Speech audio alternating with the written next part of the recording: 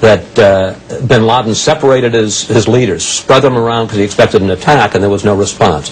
I understand that hindsight is always 20/20. No, let's talk about it. But the question is, why didn't you do more, connect the dots, and put them out of business? All right, let's talk about it. I will answer all those things on the merits, but first I want to talk about the context in which this arises. I'm being asked this on the Fox network.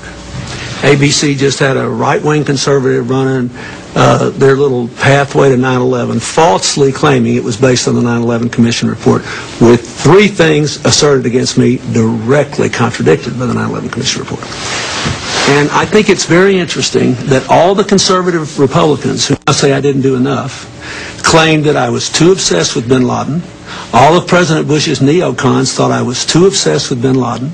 They had no meetings on bin Laden for 9 months after I left office.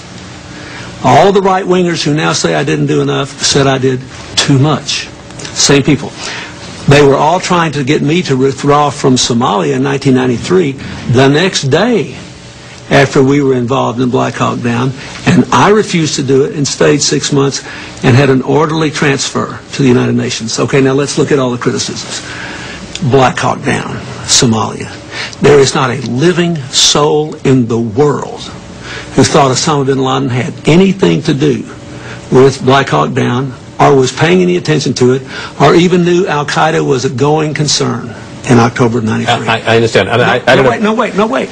Don't tell me this. You asked me why didn't I do more to bin Laden. There was not a living soul.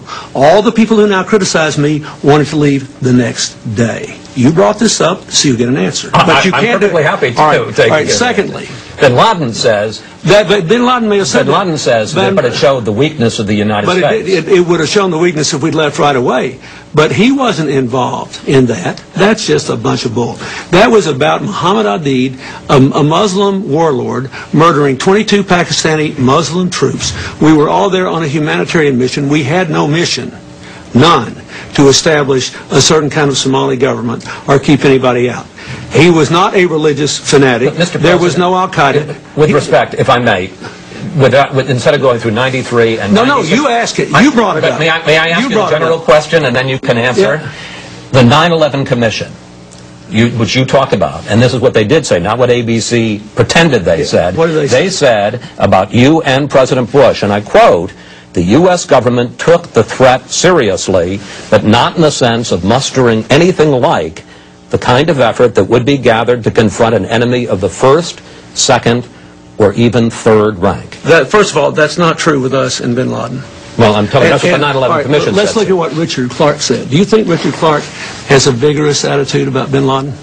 Yes, I do. You do, don't you? He has a variety of opinions and loyalties, right. but yes, he has a vigorous opinion. Yeah, he has a variety of opinions and loyalties now.